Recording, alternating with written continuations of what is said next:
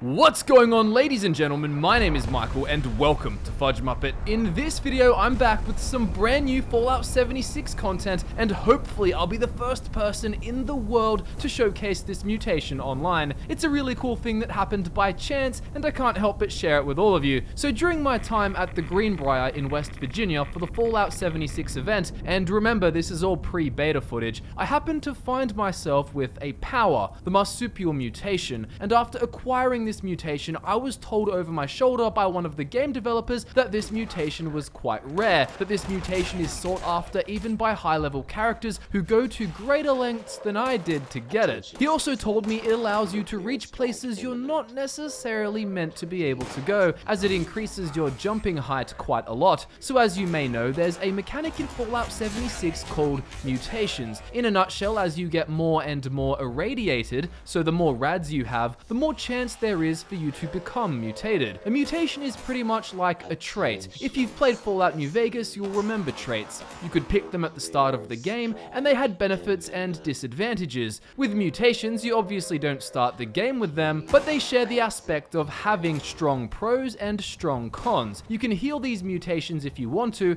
but if you like them, there are ways that you can keep them permanently. I can't tell you how to keep them permanently, as I only got 3 hours of hands-on time, but that's the information that was relayed to me. Now, some of these mutations are visual, but most of them simply change the gameplay for your character. I was also told personally that no, we cannot aesthetically turn into a ghoul. Also, remember to subscribe if you want to make sure you get more Fallout 76 content that we have coming, especially as we'll be covering all the mutations we can. So what is the Marsupial Mutation, and how did I get it? Well, I was just fighting a bunch of wild mongrels defending a workshop against waves of enemies, but then I deserted that area and just ran off into the bush because I wanted to go and be with my teammates again. As I was running there, I ran past some radiation barrels that gave me a bit of radiation. Then I was getting shot at by a robot and I had no stim packs and I was freaking out. And then finally, after running up to the road, I just opened my inventory, and because I was low on health, I just started spamming all of my aid, consuming a bunch of random food and anything to really just buff up my health as fast as possible, regardless of the consequences. Then, because this food had radiation, I became a bit more irradiated, but only about a quarter of my health bar was made up of rads so far, so it wasn't anything too serious. But then that's how I got my mutation. Apparently it's really rare, but all I had to do was eat some dodgy food, so I must have been pretty lucky. With great power comes great responsibility, and a message on the screen said, "Radiation has given you a mutation. You gain positive and negative effects. Using Radaway has a chance to cure any mutations." So it seems Radaway can fix you up, but do remember we were told there's some sort of way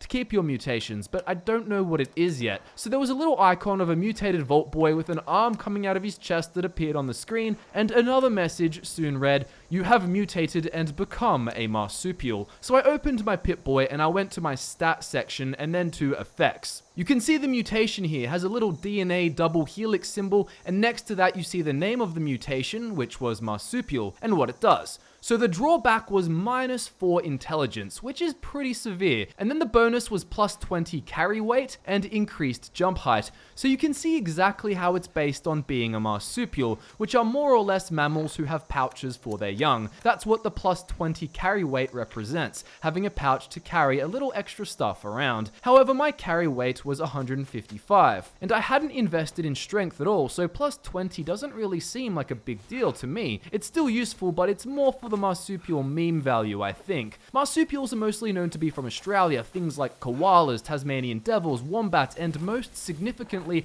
kangaroos. Kangaroos are well known for jumping around, hence the jump height that this mutation gives us. It's pretty much like being a kangaroo, and judged by how many of them just jump onto the road in front of cars here in Australia, that probably explains the -4 intelligence. I also like how the Australian got the marsupial mutation at the event. Now, in terms of impacting the player, the intelligence stat determines your overall mental acuity, your ability to hack terminals, the condition and durability of your crafted items, and the returns you get from scrapping. Keep this all in mind for the -4 intelligence. I had 1 intelligence anyway, so I couldn't really test how this drawback feels. For example, I'm not sure if it would actually prevent you from using 4 more intelligence perk cards than usual, or if it wouldn't change that, but would still drastically reduce your scrapping potential and durability of crafted items. Also, fun fact, another marsupial does exist in the Americas, and that is the opossum, and you can actually find mutated versions of them in Fallout 76, and they have like 3 heads and razor teeth with mouths covered in blood.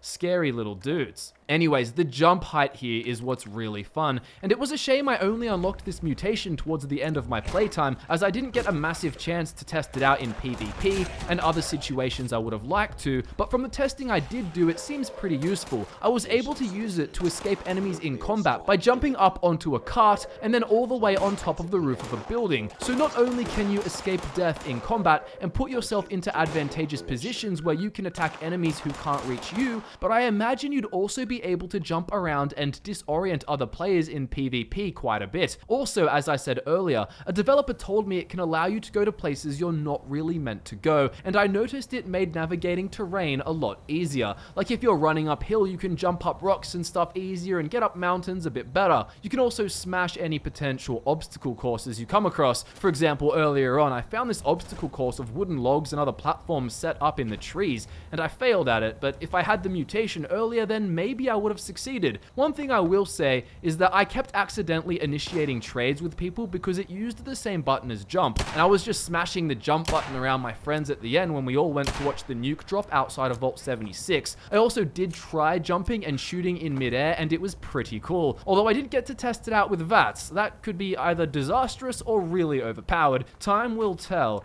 And that wraps up this little piece video I just had to share with you on my rare experience, I think, at least I was told, of unlocking the Marsupial Mutation. I hope I'm the first person in the world to get this on YouTube. That would be pretty sensational. I also really hope you enjoyed the video, and I'd love to see what other mutations there are which exist in Fallout 76. I love any trait-related things with big benefits and big drawbacks that you can use strategically in a game. Thank you so much for watching the video and supporting the channel. Subscribe if you do want to get more of this content. My name's Michael. Social media links can be found in the description below, and I look forward to nerding out with you again very soon.